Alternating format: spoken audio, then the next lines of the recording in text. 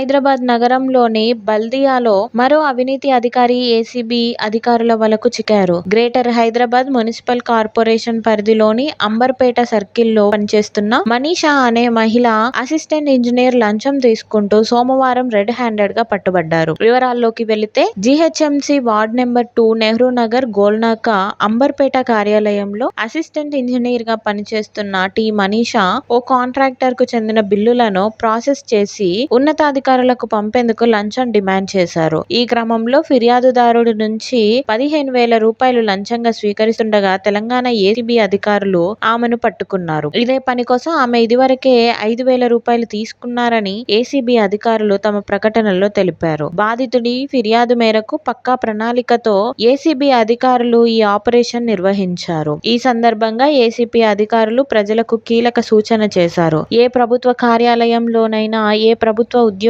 అయినా లంచం హైదరాబాద్ నగరంలోని బల్దియాలో మరో అవినీతి అధికారి ఏసీబీ అధికారుల వలకు చిక్కారు. గ్రేటర్ హైదరాబాద్ మున్సిపల్ కార్పొరేషన్ పరిధిలోని అంబర్పేట సర్కిల్లో పనిచేస్తున్న మనీషా అనే మహిళ అసిస్టెంట్ ఇంజనీర్ లంచం తీసుకుంటూ సోమవారం రెడ్ హ్యాండెడ్ గా పట్టుబడ్డారు. వివరాల్లోకి వెళితే GHMC ward number 2 Nehru Nagar Golnaka Amberpet కార్యాలయంలో అసిస్టెంట్ ఇంజనీర్ గా పనిచేస్తున్న టి మనీషా ఓ కాంట్రాక్టర్ కు చెందిన బిల్లులను ప్రాసెస్ చేసి ఉన్నతాధికారులకు పంపేందుకు లంచం డిమాండ్ చేశారు. ఈ క్రమంలో ఫిర్యాదుదారుడి నుంచి 15,000 రూపాయలు లంచంగా స్వీకరిస్తుండగా తెలంగాణ ఏసీబీ అధికారులు ఆమెను పట్టుకున్నారు. ఇదే పని కోసం ఆమె ఇదివరకే 5,000 రూపాయలు తీసుకున్నారని ఏసీబీ అధికారులు తమ ప్రకటనలో తెలిపారు. బాధితుడి ఫిర్యాదు మేరకు పక్కా ప్రణాళికతో ఏసీబీ అధికారులు ఈ ఆపరేషన్ నిర్వహించారు. ఈ సందర్భంగా ఏసీబీ అధికారులు ప్రజలకు కీలక సూచన చేశారు. ఏ ప్రభుత్వ కార్యాలయంలోనైనా ఏ ప్రభుత్వ ఉద్యోగి అయినా